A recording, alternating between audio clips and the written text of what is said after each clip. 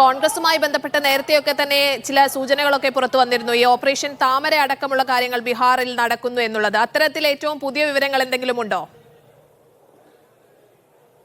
ഇന്ന് 11 മണിക്കായിരുന്നു കോൺഗ്രസിന്റെ ഒരു നിയമസഭാ കക്ഷി യോഗം ചേരാനിരുന്നത്. പക്ഷേ അതിൽ 19 MLA-മാരാണ് ബീഹാറിൽ കോൺഗ്രസിനുള്ളത്. അതിൽ 9 MLA-മാരുമായി ബന്ധപ്പെടുവാൻ സാധിക്കുന്നില്ല എന്നുള്ള വാർത്തകൾ പുറത്തു വന്നിരുന്നു. പിന്നീട് യോഗം 11 മണിയിൽ നിന്ന് 1 മണിയിലേക്ക് മാറ്റിയിരുന്നു. പക്ഷേ ആ സമയത്തും സമാനമായ രീതിയിൽ ഈ MLA-മാരുമായി ബന്ധപ്പെടുവാൻ സാധിക്കാതെ ഇരിക്കുകയായിരുന്നു. പക്ഷേ പിന്നീട് ഈ യോഗം റദ്ദാക്കിയെന്ന തരത്തിലുള്ള വാർത്തകൾ വന്നെങ്കിലും അല്പസമയം മുമ്പാണ് കോൺഗ്രസിന്റെ ഇത്തരത്തിൽ നിയമസഭാ കക്ഷി നേതാവ് ഈ വാർത്തകൾക്കെതിരെ രംഗത്ത് വന്നത്. അദ്ദേഹം വ്യക്തമാക്കുന്നത് ഇത്തരത്തിലുള്ള കിംവദികൾ കോൺഗ്രസ് MLA-മാർക്കെതിരെ നടക്കുന്ന കിംവദന്തികൾ അവസാനിപ്പിക്കണം.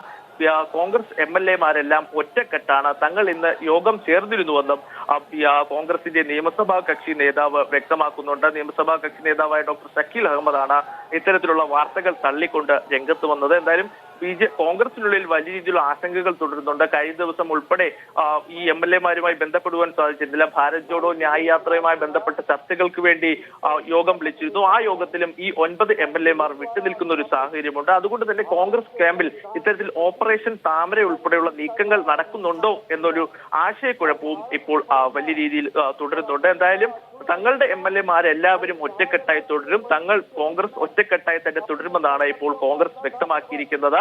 അതേസമയം RJD ഉൾപ്പെടെ നിതീഷ് കുമാറിനെതിരെ രംഗത്ത് വന്നിട്ടുണ്ട്. പ്രധാനമായും RJD നേതാവും മുൻ ഉപമുഖ്യമന്ത്രിയുമായ തേജസ്വി യാദവ് വ്യക്തമാക്കിയത് ഒന്നും അവസാനിച്ചിട്ടില്ല, കളികൾ ഇപ്പോഴും ബാക്കിയാണ്. JDU 2024 JDU ഇല്ലാതാവുന്ന കാഴ്ചകൾ നമുക്ക് കാണുവാൻ സാധിക്കുമെന്നും തേജസ്വി യാദവ് വ്യക്തമാക്കിയിട്ടുണ്ട്. വലിയ രീതിയിലുള്ള അതിർത്തി ഇന്ത്യ മുന്നണി നേതാക്കൾ കടക്കമുണ്ട്. വലിയ രീതിയിലുള്ള വിമർശനം നിതീഷ് കുമാറിനെതിരെ ഉയർന്നിട്ടുണ്ട്.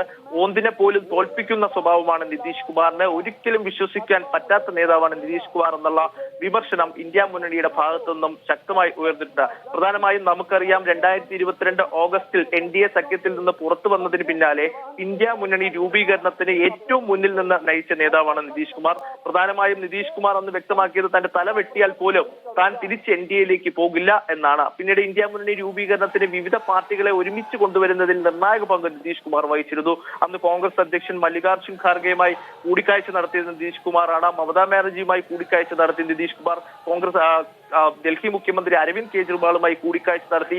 ഈ നേതാക്കളെ എല്ലാം ഒരുമിച്ച് ഒരു വേദിയിൽ കൊണ്ടുവരാൻ നിർണായക പങ്കുവഹിച്ച നേതാവാണ് നിതീഷ് കുമാർ. ബീഹാറിലെ പട്നയിലായിരുന്നു ഇന്ത്യ മുന്നണിയുടെ ആദ്യ യോഗം ചേർന്നത്. പക്ഷേ പിന്നീട് നിതീഷ് കുമാറിന്റെ ഈ വിട്ടുപോക്ക് എന്തായാലും ഇന്ത്യ മുന്നണിയെ വലിയ രീതിയിൽ ബാധിക്കുമെന്നുള്ള കാര്യത്തിൽ സംശയമില്ല. ഇത് എല്ലാ പാർട്ടികളെയും ഒരുമിച്ച് കൊണ്ടുപോവേണ്ട ഒരു ചുമതല കോൺഗ്രസിനും ഉണ്ട്, അതുപോലെ തന്നെ ഇന്ത്യ മുന്നണി സഖ്യത്തിനുമുണ്ട്. എന്തായാലും ഇന്ത്യ മുന്നണി ഇപ്പോൾ സീറ്റ് വിഭജന ചർച്ചകളുമായി മുന്നോട്ട് പോവുകയാണ്. പ്രധാനമായും ഉത്തർപ്രദേശിൽ ഒരു സമവായത്തിലേക്ക് ഇന്ത്യ മുന്നണി എത്തിയിട്ടുണ്ട്. പക്ഷെ ചില ആശയക്കുഴപ്പങ്ങൾ ഇപ്പോഴും തുടരുന്നുണ്ട്. പക്ഷെ ബംഗാളിലും പഞ്ചാബിലെ കാര്യത്തിൽ വരുമ്പോൾ BJP ഇന്ത്യ മുന്നണിക്ക് അത്ര ശുഭകരമായ വാർത്തകളല്ല അവിടെ ഉള്ളത്. അവിടുത്തെ പ്രശ്നപരിഹാരം ഇനി ഇന്ത്യ മുന്നണിക്കുണ്ട്. ബീഹാറിൽ നാളെ ഭാരത് ജോഡോ ന്യായ് യാത്ര പ്രവേശിക്കാനിരിക്കുകയാണ്. ഇനി ബീഹാർ സർക്കാർ, നമുക്കറിയാം അസമിലെ BJP സർക്കാരിന്റെ ഭാഗത്തുനിന്ന് വലിയ രീതിയിലുള്ള യാത്രാ നിയന്ത്രണങ്ങളെല്ലാം കോൺഗ്രസിന് അവിടെ നേരിടേണ്ടി വന്നു. എന്തായാലും സമാനമായ ഒരു പ്രതിസന്ധി ബീഹാറിലും ഇപ്പോൾ ഉണ്ടാകുമെന്നുള്ള ആശയക്കുഴപ്പത്തിലാണ് പ്രധാനമായും കോൺഗ്രസ് മുന്നോട്ട് പോകുന്നത്.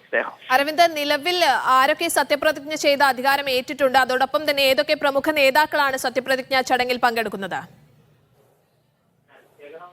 ഇപ്പോൾ ബീഹാർ മുഖ്യമന്ത്രിയായ നിതീഷ് കുമാർ സത്യപ്രതിജ്ഞ ചെയ്തു കഴിഞ്ഞു. ഉപമുഖ്യമന്ത്രിമാരായ സാമ്രാജ് ചൌധരി, അതുപോലെ തന്നെ വിജയ് കുമാർ സിൻഹ എന്നിവരാണ് സത്യപ്രതിജ്ഞ ചെയ്തത്. ബാക്കി മന്ത്രിമാരുടെ സത്യപ്രതിജ്ഞാ ചടങ്ങുകളാണ് ഇപ്പോൾ പുരോഗമിക്കുന്നത്. BJP ദേശീയ അധ്യക്ഷൻ JP നഡ്ഡ, അതുപോലെ തന്നെ ലോക് ജനശക്തി പാർട്ടി നേതാവ് ചിരാഗ് പസ്വാൻ അടക്കമുള്ള നേതാക്കൾ ഇപ്പോൾ ഈ വേദിയിൽ പങ്കെടുക്കുന്നുണ്ട്. വേറെക്കോ പുറമെ ഇപ്പോൾ മന്ത്രിമാരായ പ്രേംകുമാർ, വിജയ് ചൌധരി, വിജേന്ദ്ര യാദവ്, ശ്രാവൺ കുമാർ, സന്തോഷ് കുമാർ, സുമിത് സിംഗ് തുടങ്ങിയവരാണ് ഇപ്പോൾ സത്യപ്രതിജ്ഞാ ചടങ്ങുകൾ പുരോഗമിച്ചുകൊണ്ടിരിക്കുന്നത്. ഗവർണർ ഇപ്പോൾ അവർക്കെല്ലാം സത്യവാചകം ചൊല്ലിക്കൊടുക്കുകയാണ്. എന്തായാലും 9 മന്ത്രിമാർ, നിതീഷ് കുമാർ ഉൾപ്പെടെ 9 മന്ത്രിമാരാണ് ഇന്ന് സത്യപ്രതിജ്ഞ ചെയ്ത് അധികാരമേൽക്കുക. പ്രധാനമായും ഇവർക്ക് ഏതൊക്കെ വകുപ്പുകൾ ഉൾപ്പെടെ നൽകുമെന്നുള്ള കാര്യത്തിൽ വരും ദിവസങ്ങളിലും അതുപോലെ തന്നെ വരും മണിക്കൂറുകളിലുമാണ് ഒരു തീരുമാനമുണ്ടാകുക. ഇപ്പോൾ സ്വതന്ത്രനായ സുമിത് കുമാർ സിംഗും ഇന്ന് സത്യപ്രതിജ്ഞ ചെയ്ത് അധികാരമേൽക്കും. എന്നാലും ഇപ്പോൾ സത്യപ്രതിജ്ഞ ചടങ്ങുകൾ ബീഹാർ രാജ്ഭവനിൽ നിതീഷ് കുമാറിന്റെ സത്യപ്രതിജ്ഞാ ചടങ്ങുകൾ പുരോഗമിക്കുകയാണ്. നിതീഷ് കുമാറും 2 ഉപമുഖ്യമന്ത്രിമാരും സത്യപ്രതിജ്ഞ ചെയ്തു കഴിഞ്ഞു. ഇനിയും 8 പേരാണ് സത്യപ്രതിജ്ഞ അതായത് മുഴുവൻ 9 പേരാണ് സത്യപ്രതിജ്ഞ ചെയ്ത് അധികാരത്തിലേൽക്കാനുള്ളത്.